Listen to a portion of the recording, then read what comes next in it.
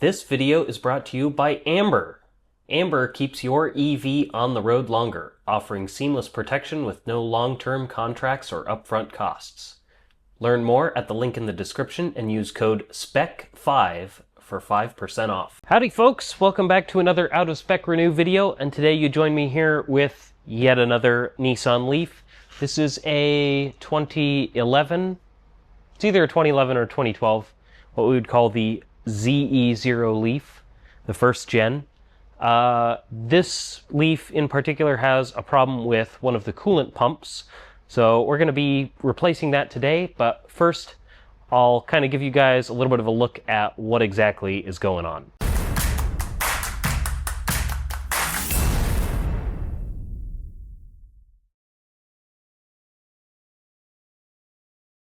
Alright, so if we hop into the car here, we can go ahead and take a look at what we've actually got going on.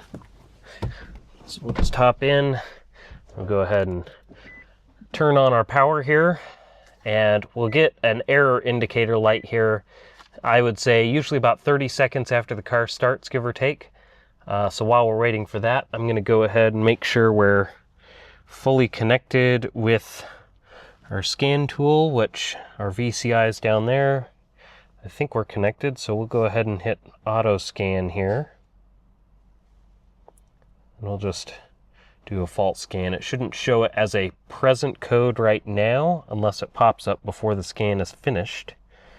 But it might show it as a stored code. Yeah, so it's going to show up in there as a stored code. Oh, and there we go. The light did just come on. So, don't know if you can hear it with the mic, but you can actually hear the pump ramp up after that light comes on. If we go ahead and click report here, we'll be able to scroll down and see we've got our P31EB for water pump 2, and then I believe that this code is actually just another related code basically saying that there's a problem with that, and it's requesting that the indicator light be illuminated on the dash. So we're going to hit escape there, and we're actually going to go into live data, and I can show you guys what exactly the failure is here. Now this is a pretty common failure for these style coolant pumps, and they're used not just on the Leaf but on lots of other EVs as well. But if we go to live data here, we'll go to all signals. And here you can see, so our water pump 1 target duty is 78%, and our current speed duty is about the same, within 2%, so that's good. But if we go to water pump 2, we can see it's trying to target it for 10%, but it's at, 88, 89%. So it's way off on that. And basically what that is the car is attempting to command the pump to spin at a certain speed via a PWM signal, and the pump gives a PWM signal feedback to tell the car that it's received that signal. But the signal that it's sending out does not match what the car wants it to do. So that's the failure. The pump itself still physically works, it's just not sending the right signaling, and it ends up basically going into a fail-safe mode because of that. So what we're going to do now is we'll go ahead and hit back here. And we'll just disconnect. We'll shut the car off. And we'll get prepped to actually replace that pump. Alright, so I just kind of wanted to give you guys a peek under the hood to show you how the cooling system is set up on this. Now since this is a ZE0 Leaf, it actually has 3 coolant pumps. So coolant pump 1 lives right back here. You can see it right there. So that's coolant pump 1. Coolant pump 2, which is the one we have our problem with, lives back here behind the front bumper under the headlight. You can just see the top of it poking out there under the headlight. And then the third coolant pump is actually for the coolant heater, which you can't see very well because of the way this is set up under here, but basically it lives under the 12-volt battery. Once you get to the newer generation, the 2013 and newer, they just have a direct air-based PTC heaters, so they don't actually have that third coolant pump. And then when you go even newer to the 2018, they consolidated it all to just one single coolant pump rather than two powertrain pumps. But anyway, since the one we need to get to is that one right there, we're actually going to access it through the wheel well, since that's the easiest place to gain access. So we'll go ahead and get ready to pull the wheel off. I'm going to lift the car up a bit more just so it's a bit easier to work, and we'll go ahead and get access to that thing.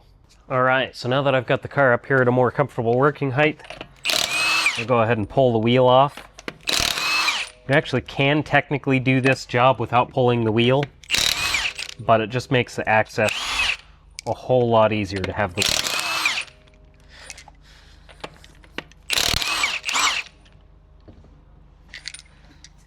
Alright, set all our lug nuts over here.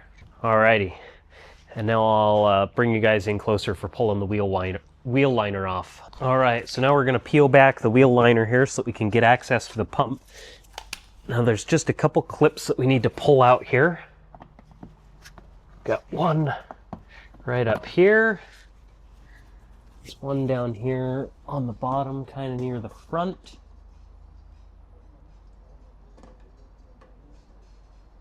If I can get my tool in it anyways. And then probably be beneficial if I remove these three right here as well. I don't think I technically have to, but it'll make it a whole lot easier.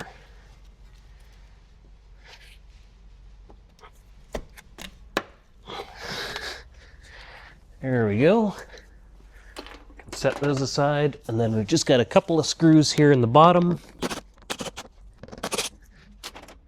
And now I can basically just kind of pull on the bumper a little bit to peel this out from behind it.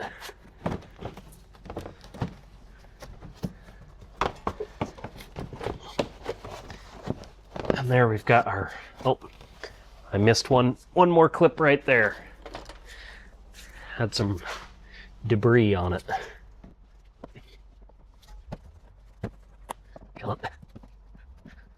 There we go.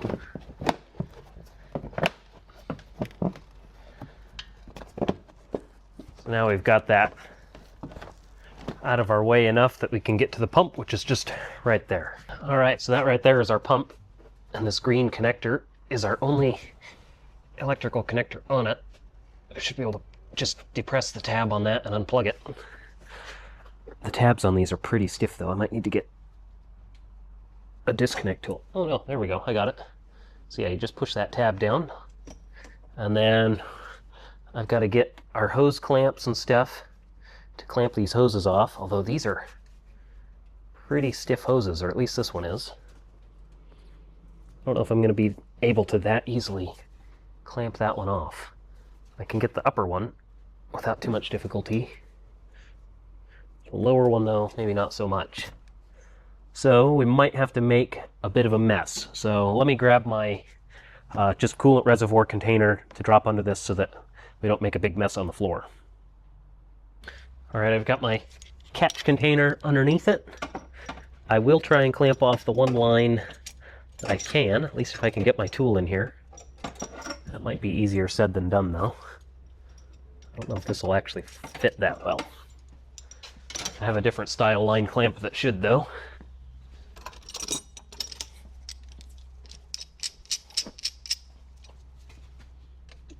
This one's a lot more compact. It just takes a little bit longer to cinch it down on there since it's a screw-on one.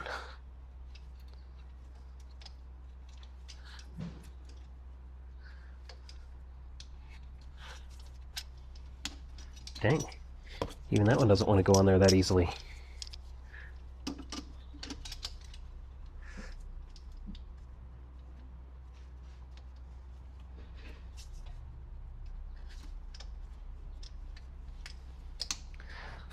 Alright, well, maybe we don't get any coolant hose clamps on there. Just means we'll have to purge the air out of the system a little bit more heavily once we're all done.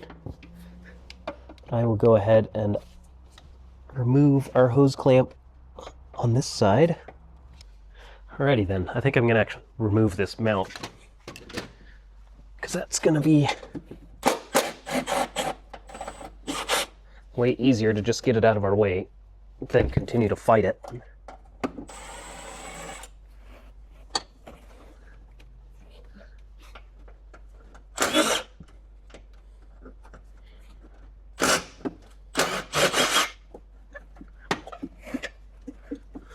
There we go. There's our mount out of the way.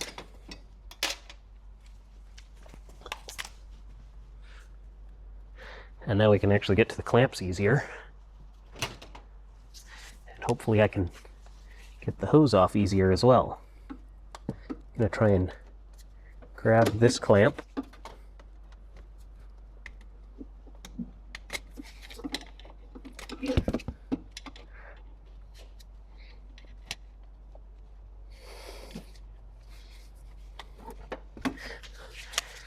I find that there's a couple different ways you can try to get these hoses to break loose because they kind of end up with a little bit of a bond to the plastic. You can either try and twist them a little bit. Got to be kind of gentle though because you don't want to damage the hose. I mean, no matter what, you don't want to damage the hose, but... Or I can try and take my hook tool here and basically wedge it in there to break the seal.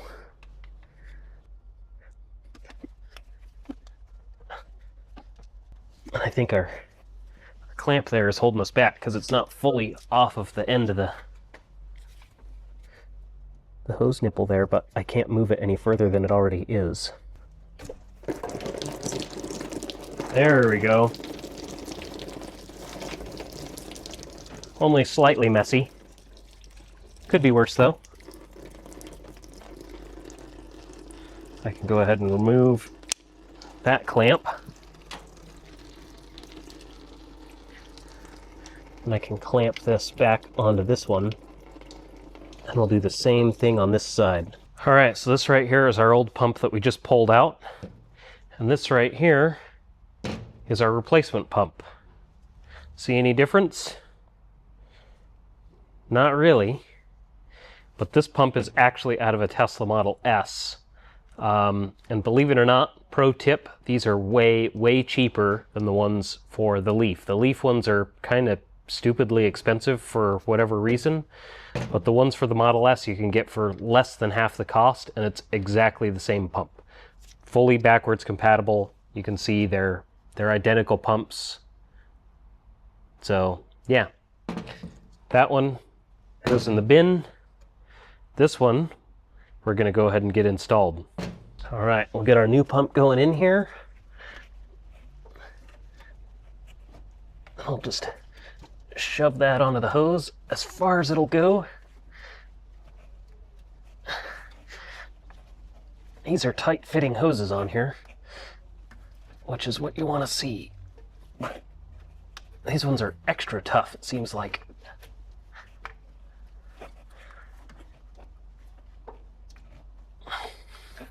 There we go. I would say that we are fully on there.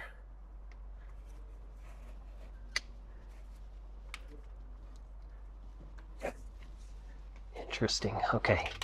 That might have been part of what was making it difficult for us, is that I don't think that I had this clamp fully compressed.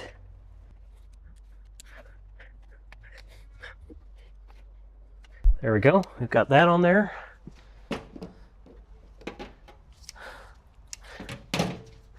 And now I can get our other clamp into place. There we go. That feels mildly sketchy because that thing has got a lot of tension on it. Alright, I've got that on.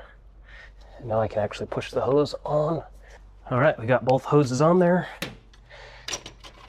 And now we can get our bracket reinstalled. Now, of course, that would be a difference between the Model S pump and the Leaf pump, is the bracket, but you can literally just slip the pump out of its little rubber isolator mount there, which makes things pretty easy, actually. So we'll just slide that in, get that into position, and get the bolts started.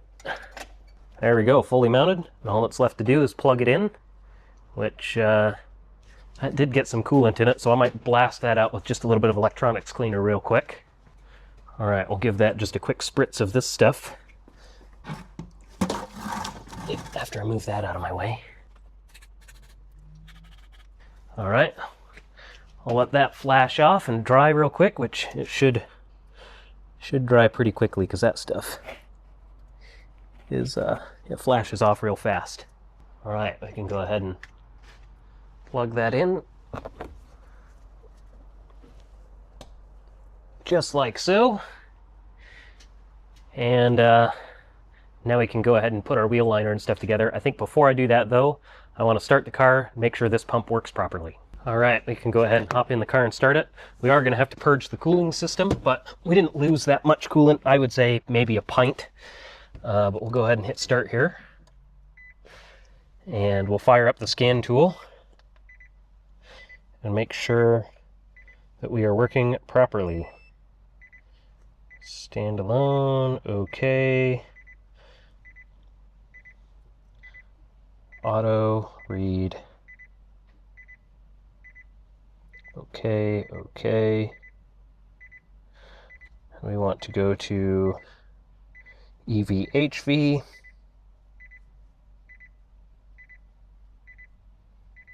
Come on. Still no error light yet, so I think we're doing good. Let's go to live data. All signals. And look at that, now we're doing good. So we're at 42% on pump 1, 38% on pump 2. Give or take, it's moving around a little bit, but you can see it's following the percentage that it should be. So pump 2 target, 36. Current speed duty, 30. Yeah, so it's moving around a little bit, but it keeps track, and it's within 2%, just as it is with pump 1. So that's a mission success there. What I am going to do here is we'll go back, and I should be able to do... that's not what I'm looking for. Is it active test? You know, I don't think that we can do an active coolant pump air purge on this. We basically just have to let the pump spin with the car on. But we'll go ahead and top up the cooling system and put the rest of the car back together. All right, we'll go ahead and top up our coolant reservoirs. The Leaf is pretty weird. It actually has two separate sort of overflow bottles, and then it has a separate overflow tank right here. So we're going to top up the overflow bottles first. They should be full all the way to the brim, essentially, which this one is not. It's actually pretty low.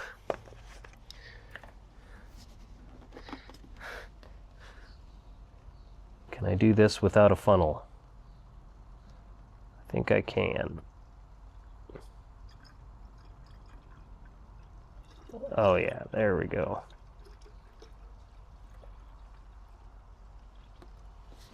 So full to the brim, like I said. We'll do the same over here on this one, which looks like it might already be full. Whoa, nearly lost the cap there. That one is pretty much full. I'll give it just a little tiny bit.